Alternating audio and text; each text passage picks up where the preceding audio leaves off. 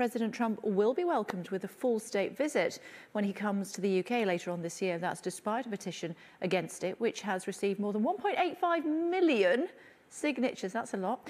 In a statement, the Foreign Office said the government believes the President of the United States should be extended the full courtesy of a state visit.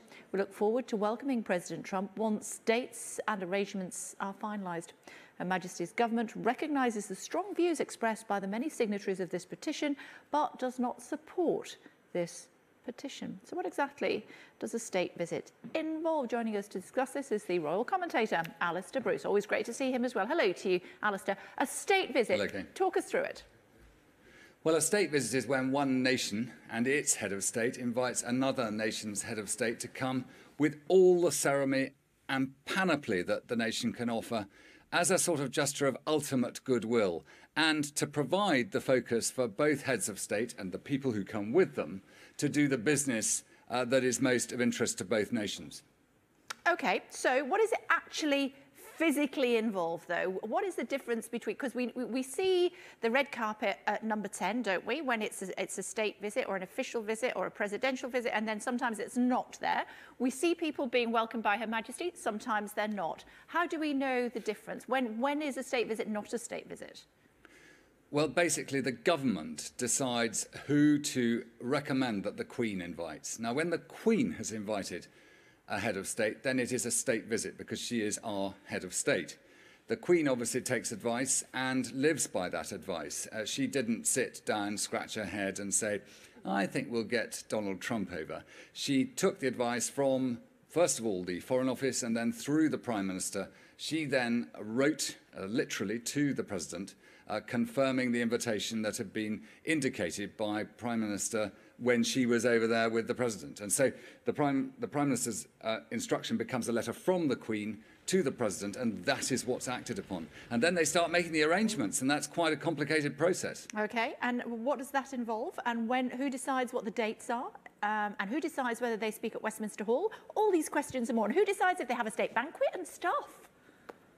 There will definitely be a state banquet. That is all organised on the Queen's behalf by the Comptroller of the Lord Chamberlain's office, who is called Lieutenant Colonel Sir Andrew Ford.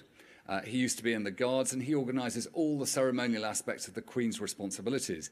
So he will now send through the United States Embassy here in London a contact through which they will try and find out what it is that the President wants to do while he's over here, what the First Lady would like to do while she's over here, because she'll have a completely different programme of engagements. Now, the question of whether there is an opportunity to address both Houses of Parliament, that is Parliament's decision, and that is an issue that Parliament is sorting out right now. And in the end, Sir Andrew Ford will respond to what is ultimately decided by Parliament.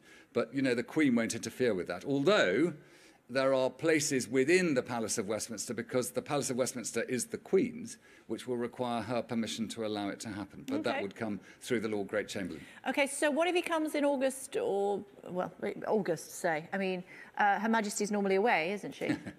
Well, no, the agreement will be to choose a date which is suitable for the Queen. The Queen is now 90, and, you know, the President of the United States will understand that you need to fit in with the programme. He has a gradually forming diary, and the Queen has an established diary that has certain breaks that are kept in order to deliver the capability of a state visit at different points during the year, if the government requires that. OK, and what about embarrassing gaffes and how they potentially stay away from those, perhaps? Someone putting their hand on the Queen's back or whatever?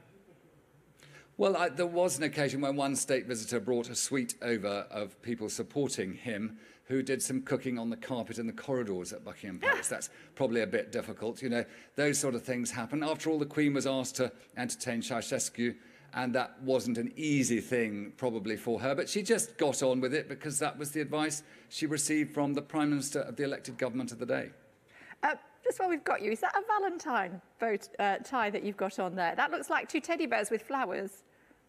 Well, did you not get the card about this, Kay? I told you I was going to be wearing it. No, I love it, though. I love it. In fact, I want one. It's great to talk to you, as always. And thank you for sharing your expertise, Alistair. We appreciate it. Thank you very much, Kay. Thank you. It does have